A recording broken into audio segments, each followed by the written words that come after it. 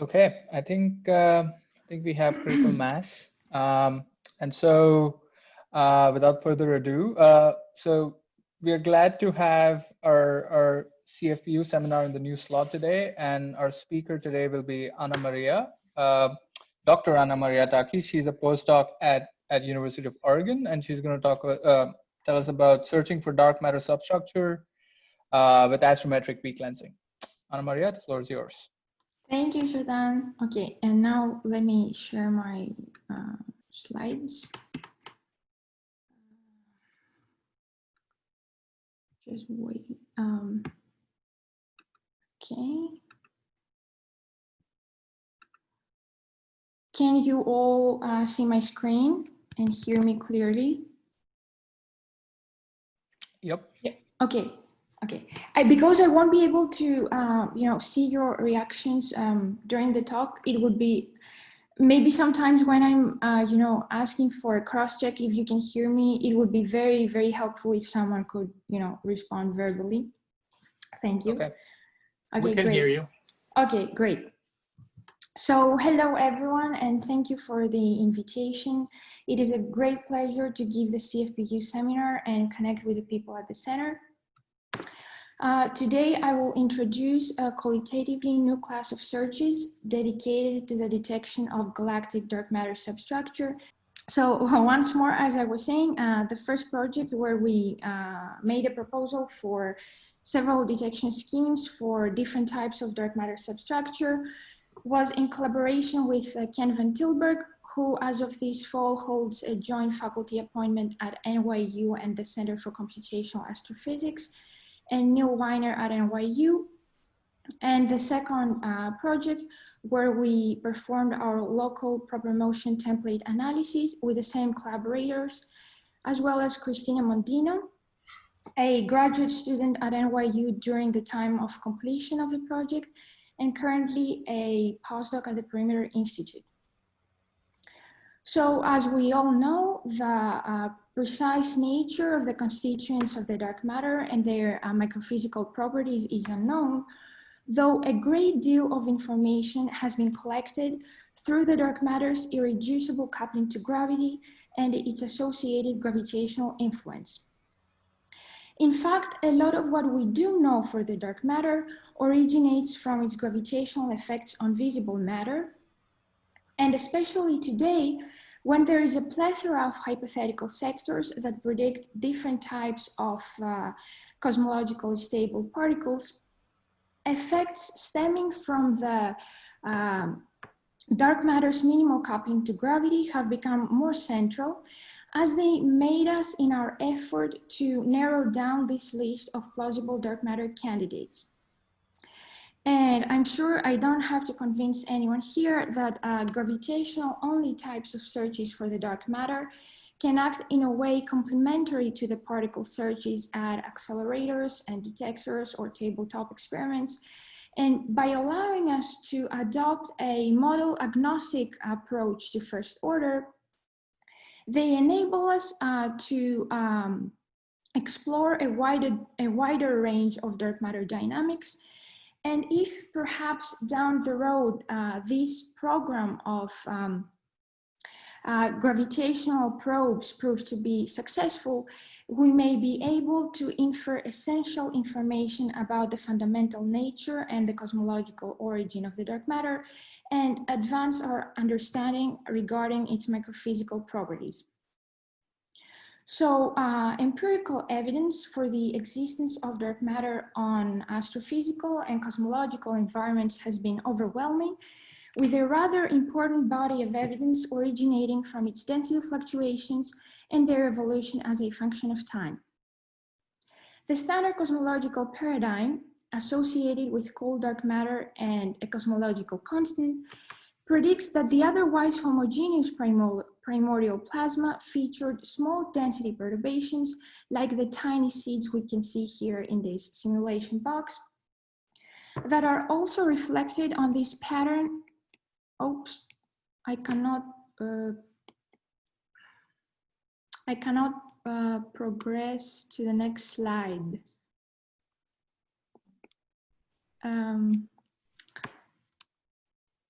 Could I you don't know why. try exiting and doing re-entering?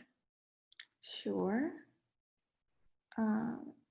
I'm trying to exit and I cannot exit either. Wait. Okay. Sorry, I don't know why this is happening. Okay. Okay.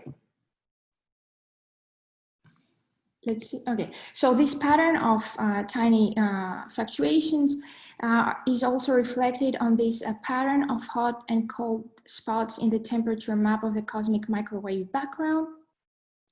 So once the dark matter dominated the energy density of the universe, these small perturbations grew, collapsed, and through successive mergers, started giving rise to the hierarchy of structures we see today.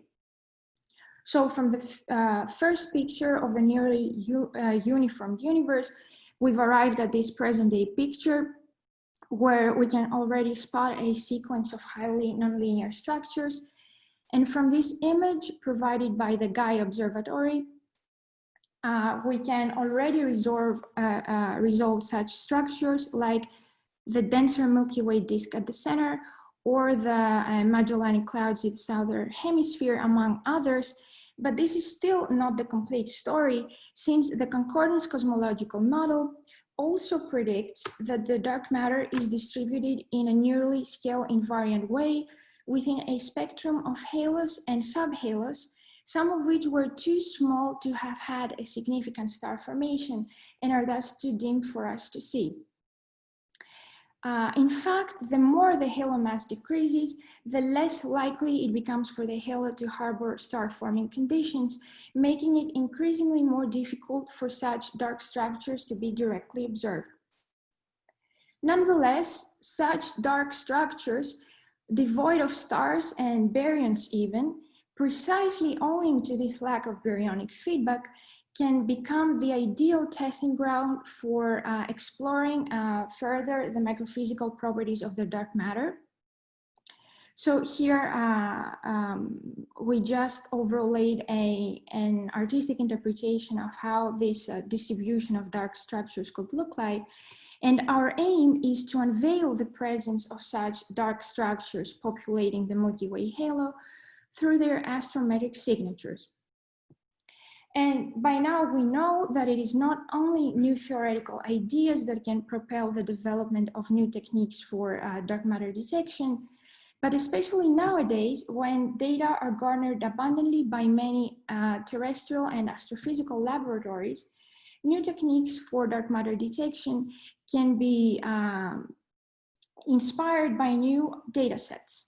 So some time ago, driven by the power of current astrometric surveys and the potential of future missions that will do astrometry, that is, measure the positions and motions of luminous structures in the sky, we made a proposal on how to do halometry, that is, measure the positions and motions, but for dark structures in the Milky Way halo. The link between the two disciplines is astrometric weak gravitational lensing in the time domain. And in what follows, I will elaborate the basic idea behind this proposal and show how it can be applied on a set of real, very precise astrometric measurements. So at this point, let me condense the intuition behind the main physical effect pertaining to astrometric weak gravitational lensing. So it is astrometric since we are interested in the small deviations of the light centroid of the image around the trajectory of the source, and weak because we are focusing on subtle lensing effects at relatively large impact parameters far outside the Einstein radius of the lens. And I'm certain that pretty much everyone here is familiar with this lensing geometry.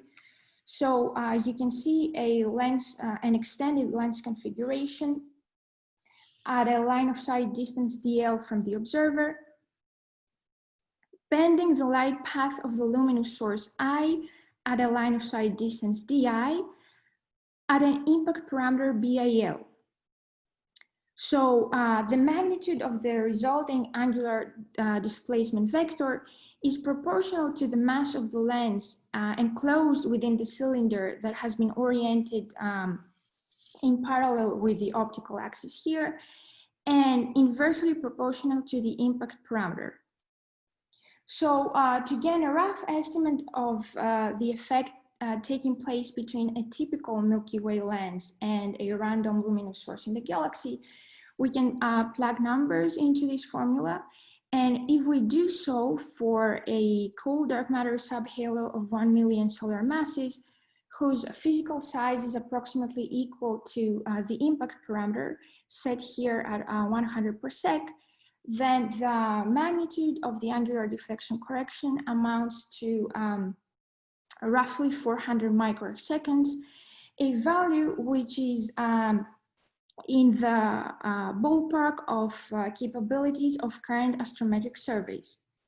So if this is the case, and for much smaller than typical impact parameters, the angular deflection correction can assume much larger values, we've been wondering, why is it that we haven't yet discovered this spectrum of lower subhalo masses through such gravitational lensing probes?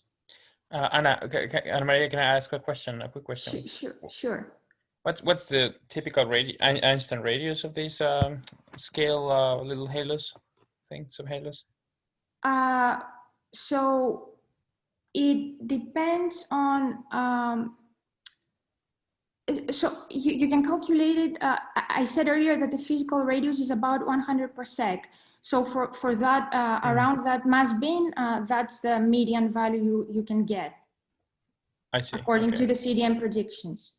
But you can get luckier and get, because there is scatter in the scale radii of subhalos of the same mass, and you can get to, lower. Right, but like the Einstein radius where the strong lensing happens, is that much smaller than this?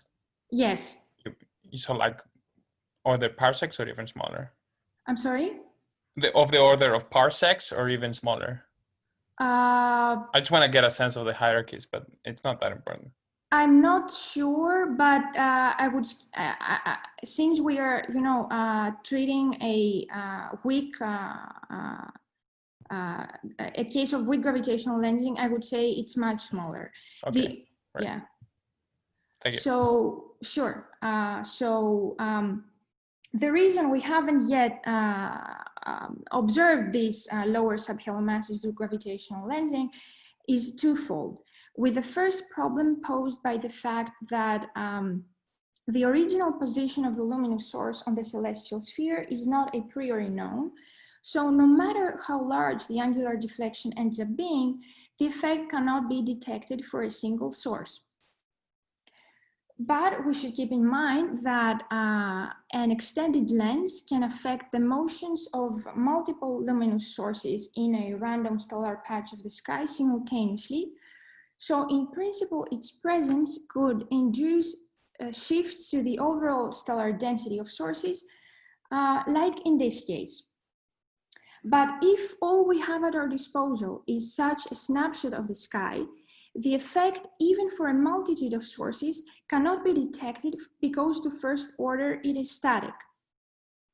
Not to mention that the fractional density changes induced by the lens to the overall density of the luminous stellar population is much smaller when compared to natural density variations throughout the local universe. So in order to be able to detect such a minuscule effective density reduction behind the lens, we would need an enormous angular number density of sources sigma to begin with. But once one enters the time domain, new possibilities arise because now the impact parameter, this point of closest approach between the gravitational lens and the light path of the visible source, can no longer be thought of as a constant, but evolves in time due to the motion of the lens, the observer, and the source.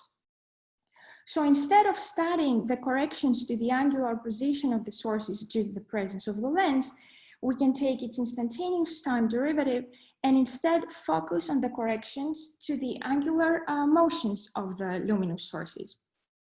So now in the time domain, we end up with pretty much the same formula we saw earlier, but now the correction to the angular velocities of the luminous sources has picked up in the relative velocity between the lens and the sources in the numerator, and an additional power of the impact parameter in the denominator.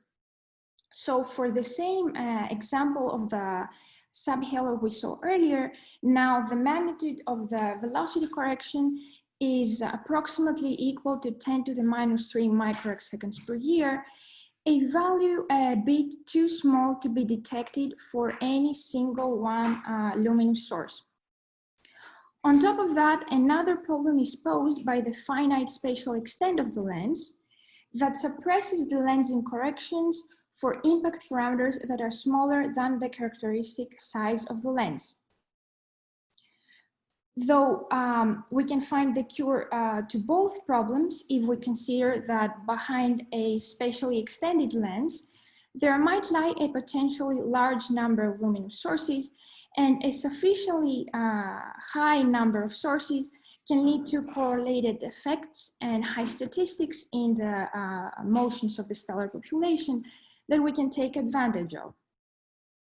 So in view of these arguments, we made recommendations for several detection strategies that leverage these high statistics, high precision information of the astrometric measurements in the time domain to gain more insights about the structure of the dark matter in our galaxy.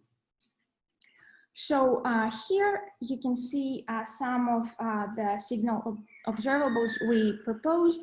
And in particular, here you can see the ones that are targeting rare isolated lensing effects caused by point-like lenses. So in the first case, if we assume that the impact parameter between the lens and the light path of the luminous source changes by an order 1 fractional amount during the time of the during the lifetime of the astrometric mission, then close encounters with a point-like lens as it traverses past several locations on the sky can deflect the luminous source from its otherwise linear path and cause non-repeating anomalies that we call anomalies. And this effect can be generalized if we assume that the proper motion of the point-like lens is sufficiently large so that it can transit past many luminous sources, causing this spectacular signature of transit anomalies, correlated anomalies in a population of nearly collinear background luminous sources, creating what we call a multiply. Though in order to be able to perform an analysis of this type, we would need access to the full time series data of the stars, and we don't yet, and these are not yet available. So in the rightmost panel, we are working in the opposite regime where the typical motion of the lens throughout the observation of the luminous sources is smaller than the smallest angular separation between any source lens pair. And in that case, close approaches with a point-like lens can cause anomalously large velocities or accelerations to the stars, creating what we call an velocity or acceleration outlier. So now in the next slide, we have examples of observational signatures we recommended for extended lens configurations. So here in the right panel, you can see our local proper motion template observable, through which we wish to explore whether a field of stellar motions is locally consistent with the hypothesis of the existence of a single lens characterized by a particular density profile, velocity, and angular size along the line of sight in that location on the sky. And I will get into more detail about this observable as it will be the primary focus for the remainder of the talk. But before we get there, we also have our global correlations observable, which is a test through which we want to investigate whether a field of stellar motions is lensed at any characteristic angular scale. So here you can see an ensemble of subhalos moving in front of a field of background luminous sources. And as the subhalos move, they can induce global correlations to the 2-point function of either the proper motion on the or the acceleration field of nearby star pairs circled here in pink. In fact, this analysis was recently completed by Siddharth Mishra Sharma at NYU, along with Ken and Neil, who performed a vector power spectrum decomposition of the Gaia DR2 quasar proper motion field. And in fact, in this direction, there was a relevant work from people here in the group. So where people used supervised or unsupervised machine learning techniques to identify the astrometric footprint or the strong lensing signature of a population of lenses, but I'm sure that people can tell us all about it in greater detail. So before we delve into more detail about the template observable, let me show you where we get our data input for the signal observables recommended. And I am sure that, and it is a fact that many people here have already worked with the data from the Gaia catalogs. So this will be just a fast track review of the basics. So the Gaia is a space-based optical telescope that provides us with the largest, most precise three-dimensional map of the Milky Way ever attempted, pushing the boundary of the astrometry frontier. So the satellite constantly spins around its axis, and its two telescopes mounted at a certain angle are sweeping across the skies, delivering a high number of observations per luminous source. And this number is projected to be around 70 per object throughout the nominal lifetime of the mission, which corresponds to the first 5-year period of active data taking. So the path of a source on the celestial sphere, as seen by the satellite, is modeled by 5 parameters, 2 of which are reserved for its average angular position, theta I, 2 for its average proper motion, nu I, and 1 parameter corresponds to its parallax that effectively gives us a handle to the line of sight distance to the source at some reference epoch. So these parameters for the astrometric fit are retrieved through the transits of the star's image across the CCDs in the focal plane of the satellite. So next, you can see some performance estimates for the mission, where we have plotted the standard errors in astrometry as a function of the apparent magnitude of the luminous sources. And for example, the solid blue curve corresponds to the instrumental precision in proper motion towards the end of the nominal lifetime of the mission. And from what we can see, it reaches a plateau of 7 microarc seconds per year for the stars in the bright star end, while the sensitivity degrades for fainter sources due to photon shot noise. But what is striking to notice here is that for stellar environments characterized by a physical velocity dispersion as low as 10 kilometers per second, which is the case for the globular cluster Omega Centauri, the associated intrinsic angular velocity noise becomes the dominant noise source here, exceeding by far the instrumental uncertainty predicted for Gaia. And what's important to keep in mind is that due to the scaling of the instrumental precision in proper motions with the lifetime of the mission as tau to the -3/2, this favorable scaling holds exciting prospects for the sensitivity of our method, as we will see later on. So, so far we have displayed our method and explained the main idea behind this detection strategy.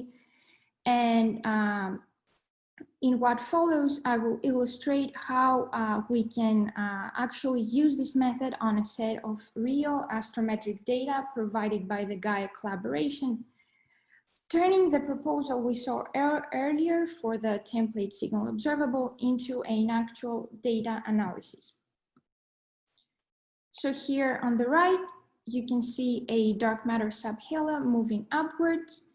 And as the subhalo moves, it urges the stars around it to move away while following a pattern to which a template can be fitted. And we constructed this template of local lensing corrections to the proper motions of the background luminous sources. So let's go through our analysis to see how the template we've designed captures this effect by going after this pattern of correlated motions in the left panel.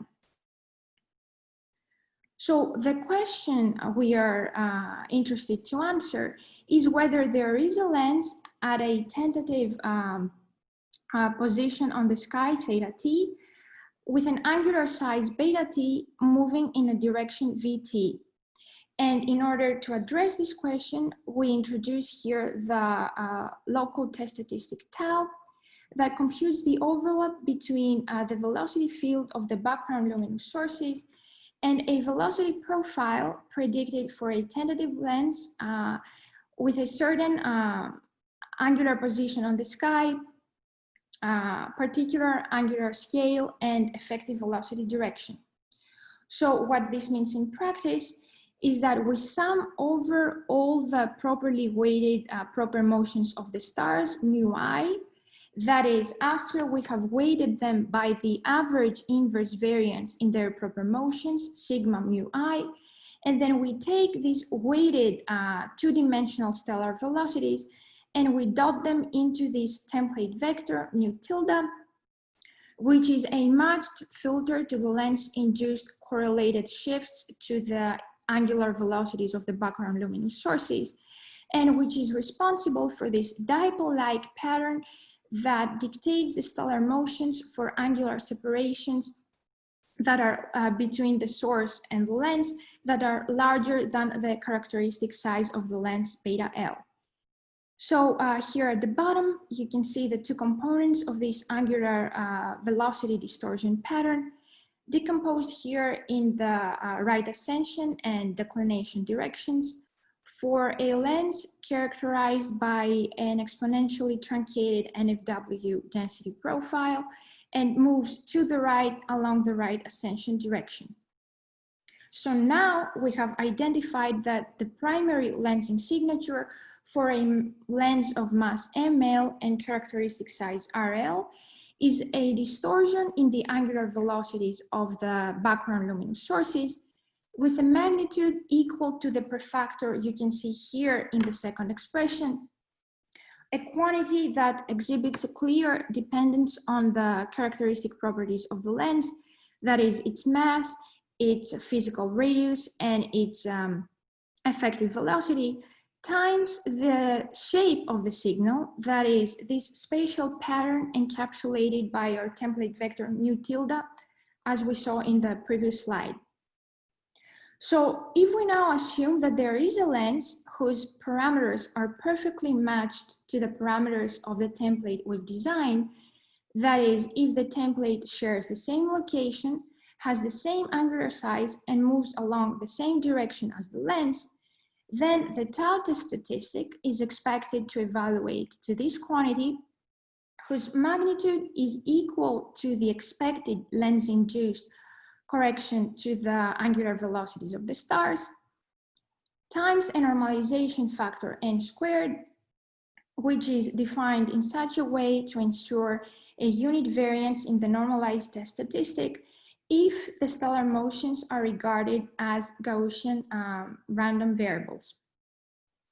If now, on the other hand, there is no such lens, then there is no reason why there should be any correlation among the stellar motions, which would correspond to a zero mean in their proper motions, and that would translate into a vanishing expectation value for the test statistic, and a variance set by the normalization factor, by definition, inherited to the test statistic through the known variance in the proper motion field of the stellar sample we have chosen to apply our template on. So at this point, with these estimates in mind, the local signal-to-noise ratio for a perfectly matched template exhibits the scaling we can see in the rightmost expression after we have substituted the expectation value for the normalization factor n in the previous step. So from this expression, we can see that the signal-to-noise ratio appears to be largest for the most massive, compact, fastest moving, and nearby lenses, though the largest variation in terms of the signal-to-noise ratio comes from the variation in the light of sight distance to the lenses DL, with the closest one giving rise to the largest angular size on the sky, and thus the best potential signal-to-noise ratio. So this expected minimum distance to the closest lens is expressed through this relation, where FL here corresponds to the dark matter substructure fraction of the lenses, while delta omega refers to the solid angle subtended by the stellar data in the sky. So if we assume that it is this closest lens that dominates the lensing signal, then the largest potential signal-to-noise ratio scales in the following way. And from this expression, we can see the direction into which the lens properties marked here in orange and the stellar properties colored in purple have to vary in order for the signal-to-noise ratio to attain its maximal value. So on top of what we've already emphasized regarding the lens properties that drive the lensing signal over the noise, we can see that the signal-to-noise ratio becomes larger if this closest lens is found in front of a dense field of low noise stars. And though in principle there is a wide variety of stellar targets we could choose from to apply our technique, such estimates reveal that the optimal target for doing so has to be characterized by a higher angular number density of sources, a lower noise in their proper motions, and since we want to increase the probability of encountering at least one nearby lens along our line of sight distance to the target, this combination of the last two qualities is warranted by a large line of sight distance to the sources, which is a requirement met by stars that are further away. So, yes, is there? No, sorry. I was just going to ask whether the position of these sources that is important. Like, if, for example, are the best sources, are the best candidates closer to the to the center of the galaxy, for example, where I would expect there's more. No, that's why we want it to be far away. Right, but they could be far as in towards the center, right? I mean, you're saying no, but so no. So that would be the case if we wanted to do the template. We wanted to do an acceleration template. That would be the ideal target to use stars in the Milky Way disk and halo, because the acceleration fields there are very, very, very small, below the instrumental noise. And these stars are indeed owing to the fact that they are very close, that they have better measurements, but because we want to minimize the intrinsic velocity dispersion noise, we want the stars to be further away. Right. And I will show you which target we're going with in just a little bit. Okay. Okay. So yeah, so the best target for performing an analysis of this type now comes in the form of dwarf galaxies to which Gaia has access. And if we were to perform this template analysis in the future, the ultimate target to go to would be quasi-stellar objects, since their motions are regarded as entirely independent. And in fact, the square kilometer array is one of the motions bound to deliver an enormous number of these extragalactic objects emitting in the radio band. But in lieu of abundant data on quasars for the time being, and with the current Gaia data set at hand, these requirements for the optimal stellar target are reflected on our choice to draw data from the Magellanic Clouds. So here you can see the stellar count maps of the large and the small Magellanic Clouds as they appear in the second data release of Gaia.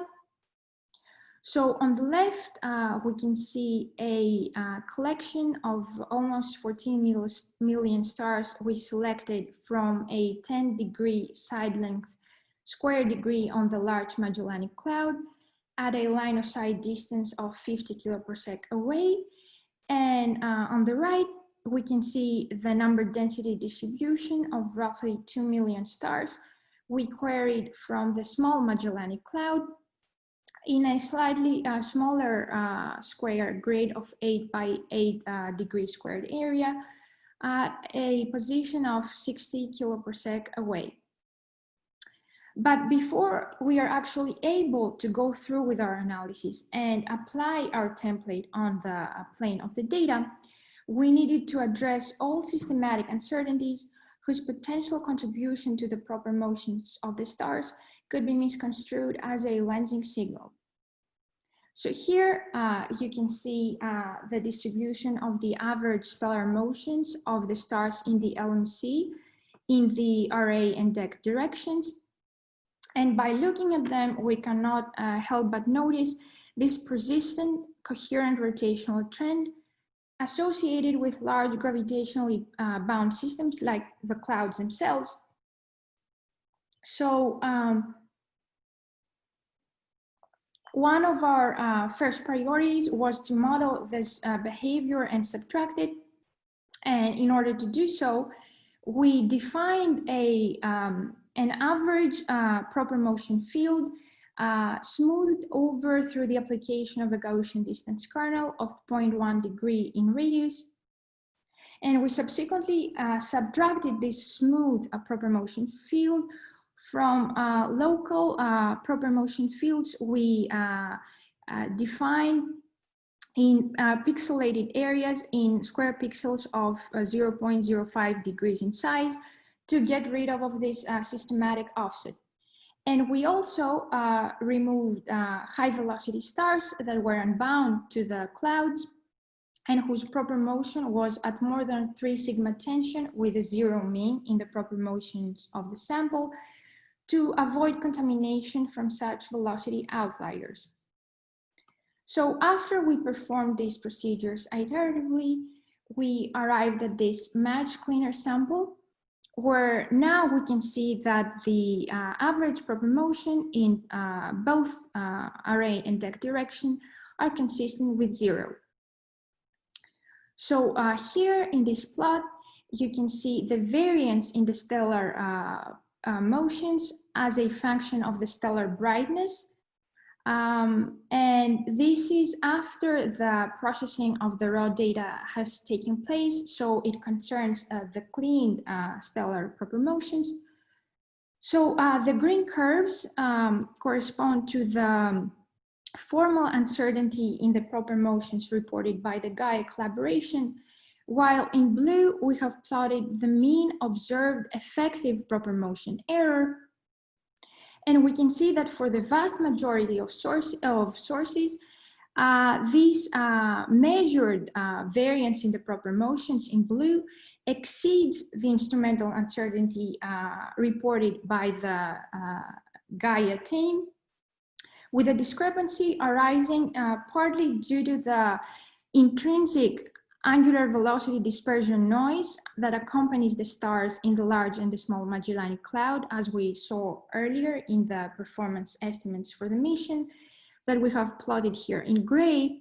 And this discrepancy can also arise due to unmodeled systematic uncertainties, potentially unresolved binaries and double stars, artifacts of crowding, and other astrometric misfits. And it is particularly alarming that, especially towards the bright star end, for sources whose G magnitude is less or equal to 15, these intrinsic proper motion dispersion is almost as large as the instrumental uncertainty reported by Gaia. So in order to be consistent for our evaluation of the test statistic tau and its associated normalization, in each case, we weighted the stars by the largest of these two uncertainties. And what also shows up in this plot in red is the number of stars grouped in bins of 0.1 width in G magnitude.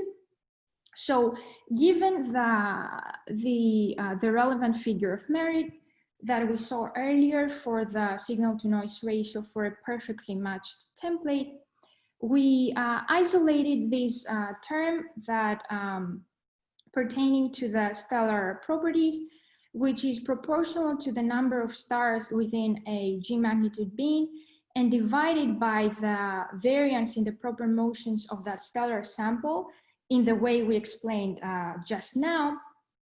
And we see that the best sensitivity is currently reached for the stars that maximize this figure of merit. And for the current data set at hand, we see that this sensitivity is coming from the stars whose parent magnitude ranges between 16 and 19. And being statistics limited at present, it is worthwhile to mention once more that owing to this particular scaling of the precision in proper motions with the lifetime of the mission as tau to the -3/2, the sensitivity of our method can greatly benefit from the extended lifespan of such an astrometric mission. And we will come back to this rather important point towards the end of the talk. So now that our data have been cleaned, we are in position to proceed with our analysis. So what we actually do is that we zoom in as many stellar patches on the entire LMC and SMC samples, and we overlay the template we've constructed on a dense grid of points on as many locations on the plane of the data as possible. And we repeat this fine scanning procedure for both template orientations, that is for a lens moving to the right along the right ascension direction, as well as for a lens moving upwards along the vertical axis. And we do so for a broad range of different angular scales for the template, a subset of which you can see here in the insets of these two plots that depict the two components of the normalized test statistic. And the results of this fine scanning procedure are also displayed in the following plot for a total of 4 different angular scales for the template. And you can see that the shape of the curve for the normalized test statistic, where now we have added both components in quadrature, resembles the norm of a 2-dimensional Gaussian distribution out to several standard deviations consistent with the expectation from the background-only hypothesis. So far, we have concerned ourselves with testing for consistency with the effects of a single lens that has a particular location on the sky, a certain angular size, and a velocity direction. But the parameters of the lens are not known a priori.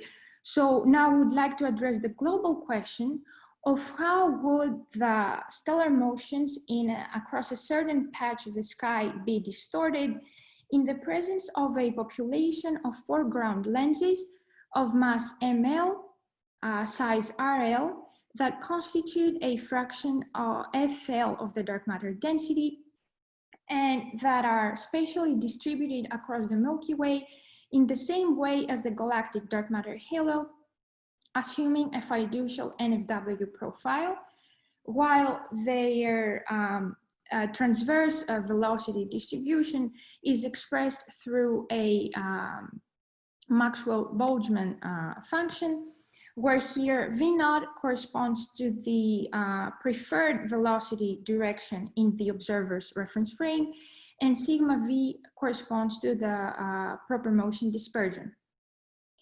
Though coming up with the full likelihood addressing this hypothesis for an entire population of lenses is a hardly tractable task due to the large number of random variables involved. So in order to make our quest for this optimal test statistic somewhat easier, we resort to the following set of assumptions. So we assume that the lensing signal is dominated by a single source, and this is the lens which is closest to us, and that the velocity noise in the proper motions of the stars is spatially uniform and correlated and drawn from a Gaussian distribution. So now within this approximation and with the stellar data at hand, we've constructed this likelihood function for the effects of a single lens emerging from the population of lenses we just described. So from this expression for the likelihood, you can see the lens-induced velocity correction highlighted here in red, which exactly matches the expression we saw earlier for the expected lens-induced correction to the stellar motions of the stars, which exhibits which merely depends on the lens properties times this two-dimensional pattern of the distortion. And the other quantities that appear here in the expression for the likelihood are the P1, which is the joint probability density function for a tentative lens location and size, and PV corresponds to the PDF for a tentative velocity direction, and is the Maxwell-Boltzmann velocity distribution function we saw in the previous slide. So now, the optimal test statistic for differentiating between the two competing hypotheses, that is the signal hypothesis and the null hypothesis, results from the maximization of the log likelihood ratio of the two competing hypotheses over the unknown parameters for the template theta t, beta t, and pt. And after we marginalize over the velocity direction, this is expressed through the formula for the global test statistic R, you can see at the bottom, which is the global analog of the local test statistic we defined in the beginning. And it is deemed to be the optimal discriminant by definition because it appropriately weights over all possible template locations, sizes, and velocity directions. And in order to get a bit more intuitive about how this global test statistic operates, we can think of it as if we are picking out the largest value of the normalized test statistic over a dense grid of lens locations and sizes, while we properly account for the velocity asymmetry of the velocity distribution function due to the motion of the solar system through the Milky Way.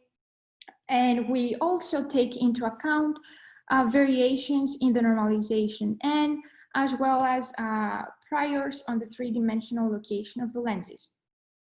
But in reality, we know that the noise PDFs are decidedly non-Gaussian, and perhaps there is more than a single lens that can contribute to our lensing signal.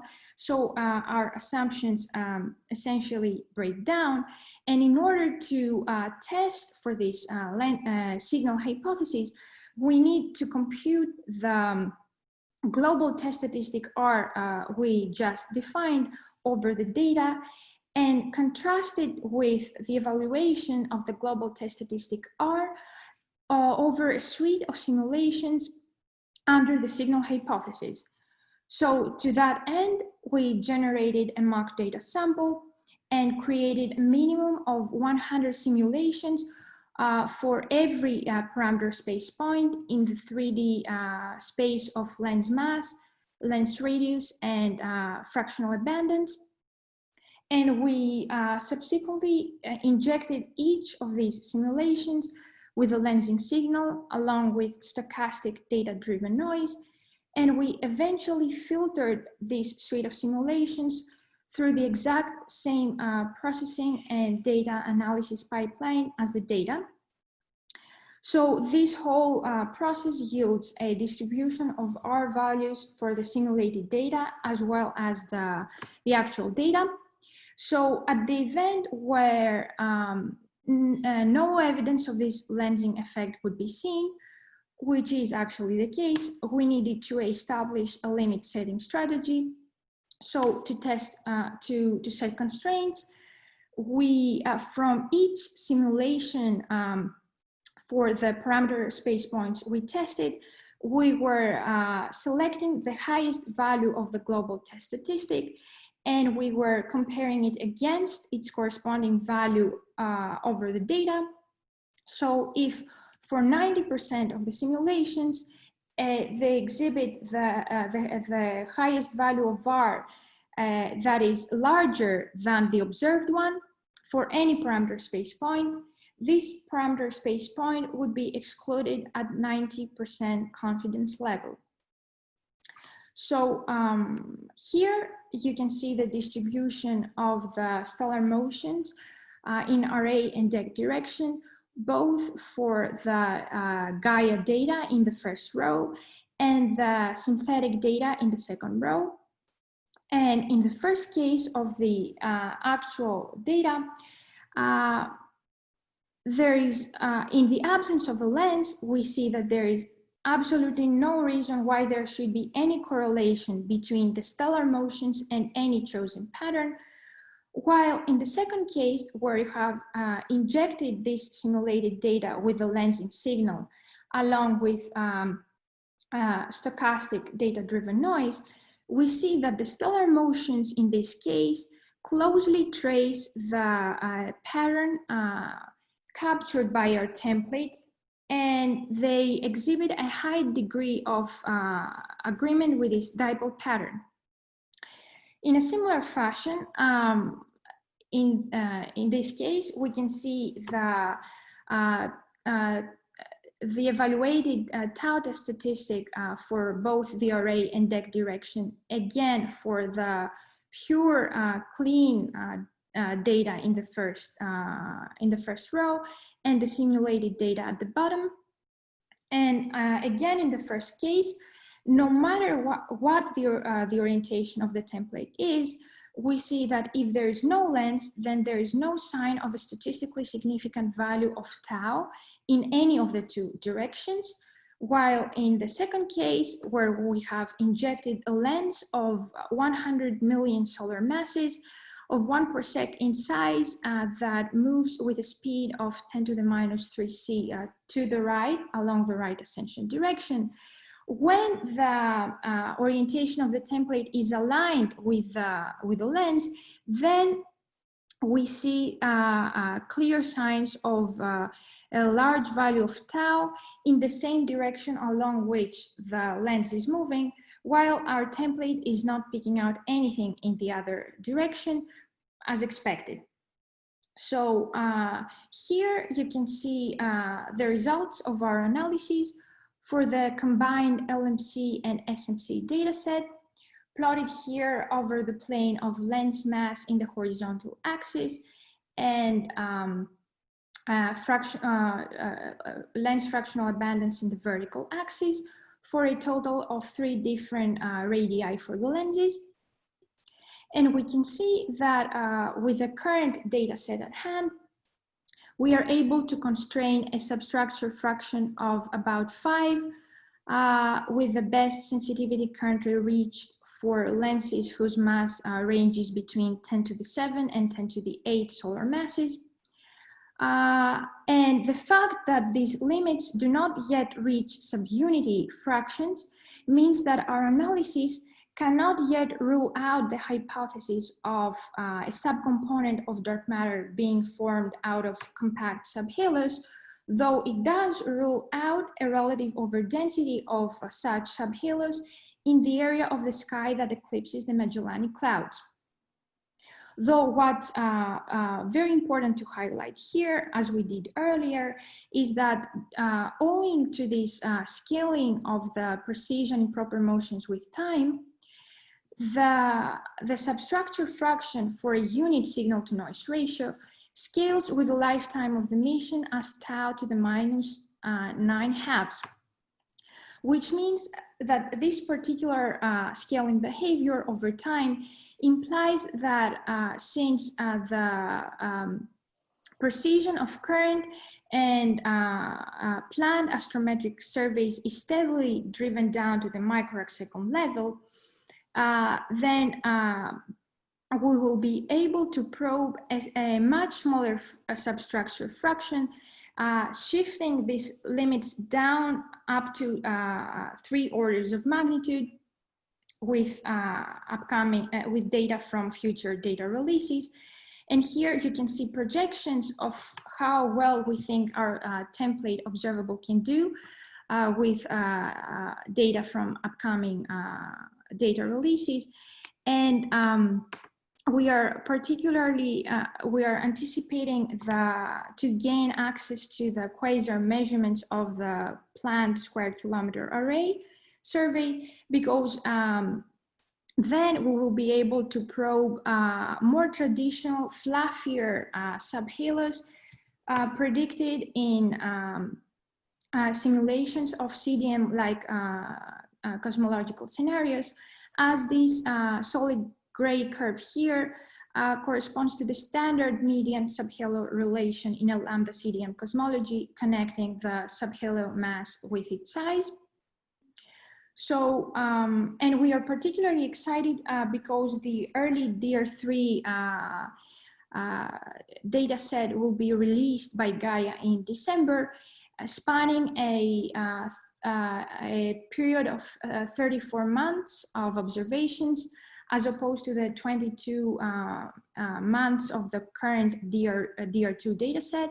And we'll be doing the early DR3 will have proper motions about a factor of 2 better than the DR2 data set. So we'll be steadily making progress towards the ultimate release of the collaboration.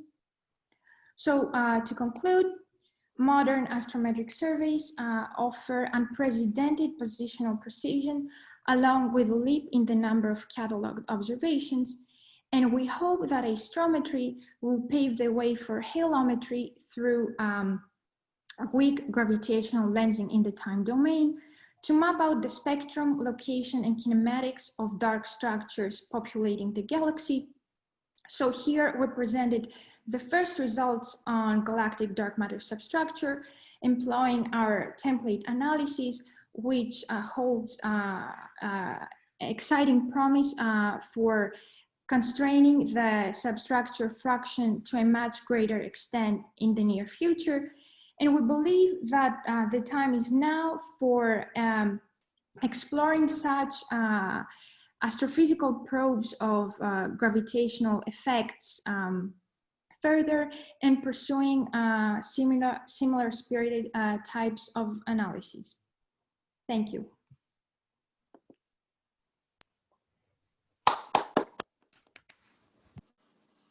Hi, Anna. Hello. Hi. Can I ask you a question? Sure. So perhaps you mentioned something about this, but and I know you've done the LMC and the SMC, but we are aware of about it's tens of dwarf galaxies at known positions, and with pretty well constrained dark matter distributions. So my question is, isn't that a nice place to test this? So the dwarf galaxies we are aware of, I guess you are talking about masses that are higher than 10 to the 9 solar masses? No. I'm talking about dwarf galaxies within the Milky Way. For example, Segway 1, 23 kpc. Right? And so at 23 kiloparsecs, I think what you were talking about could be tested, right? Yeah, well, it is closer than what we are currently doing. But I guess, yes. The only thing is that I guess the intrinsic velocity dispersion for the stars there will be higher. And I don't know about the, I'm sorry? Higher compared to what? Higher compared to what we already have from the LMC and the SMC. And no, the velocity dispersion is actually significantly smaller. It's a smaller system, right? So no, but I'm talking about the intrinsic angular velocity dispersion noise that scales inversely with the line of sight distance to the source. That's what the noise source we're interested in beating down. And I don't know about the angular, the surface, the angular number density of sources that these dwarf galaxies have. For the LMCs and for the LMCs like 10 to the 7 stars. 10 to the 7 stars over an area of 100 degrees squared, which is, I guess it's about, I don't know, 10 to the 6. I don't know what's the angular number density of sources for these other dwarf galaxies. Maybe it's lower. Well, it is much smaller system, right? But so exactly. So we in order to boost the lensing signal here, we need a higher angular number density of sources. And the other thing is that since it's a closer system, also the parallax measure. Yeah, I don't know. It's close. The other thing is that maybe we need to worry about foregrounds more since this is closer.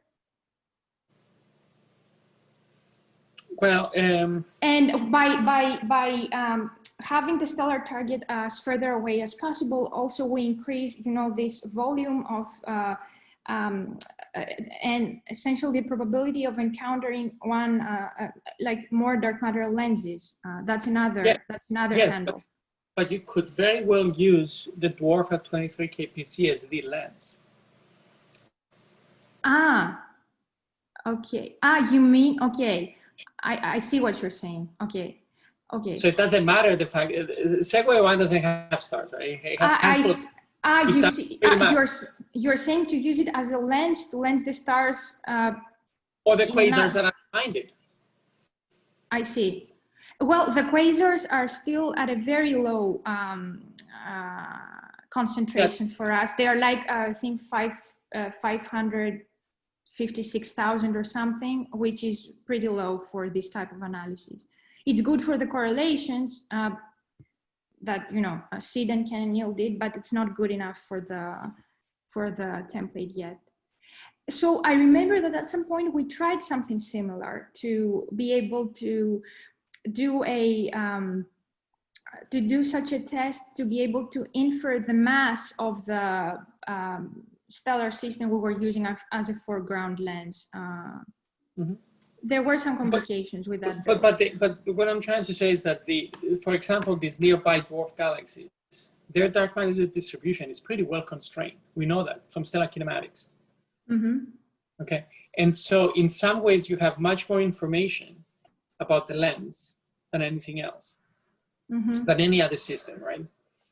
And so, for example, when you use the LMC to be you have the high number density of stars, and then a lens passes in front, it matters how well you model the lens, right?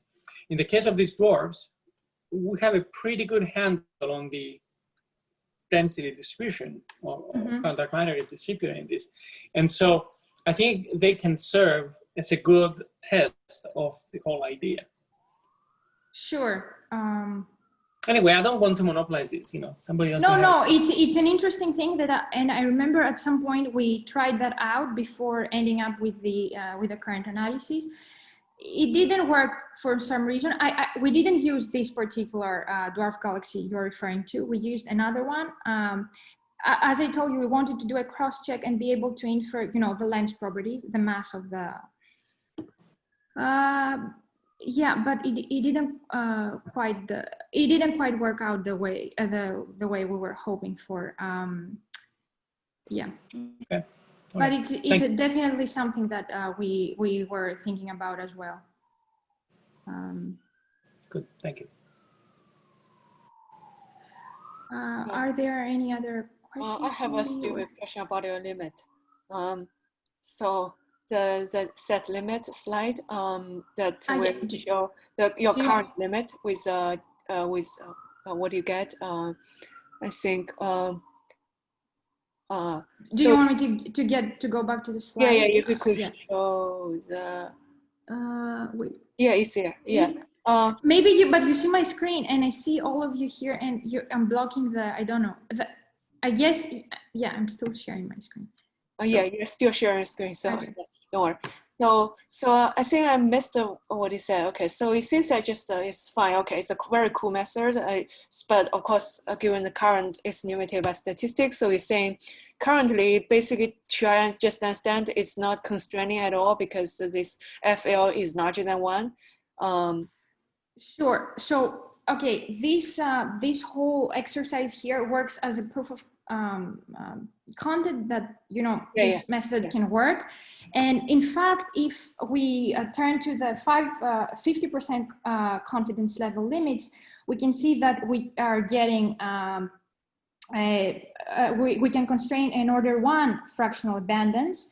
So we would be able to address the possibility of whether there would be a signal or not. But currently, it's not entirely unphysical to constrain this overdensity because let's say we rule out this relative overdensity of subhalos in front of the area of the sky that eclipses the Magellanic Clouds.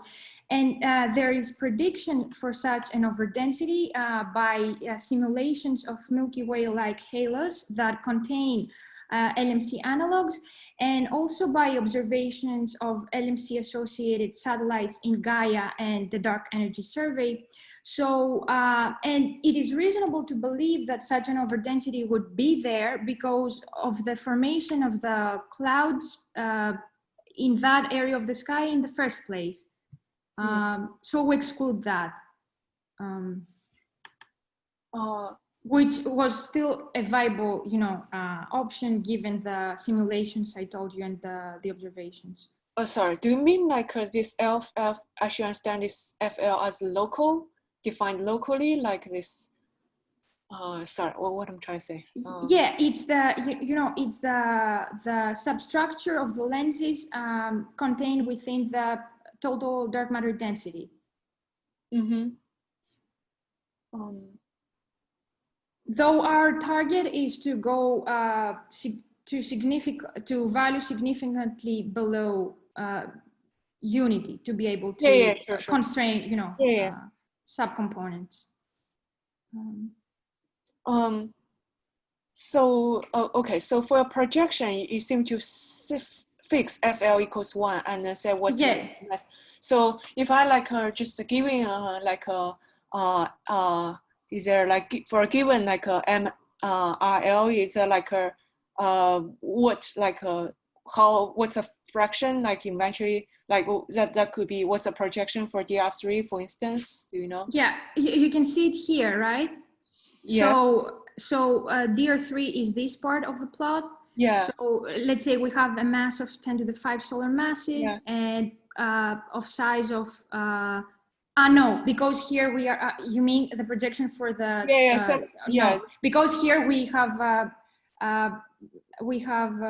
chosen it so to saturate the local dark matter density. Yeah.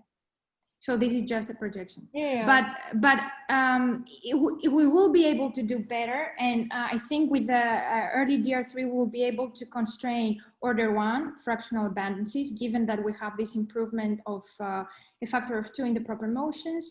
And now the observational time, it is expanded.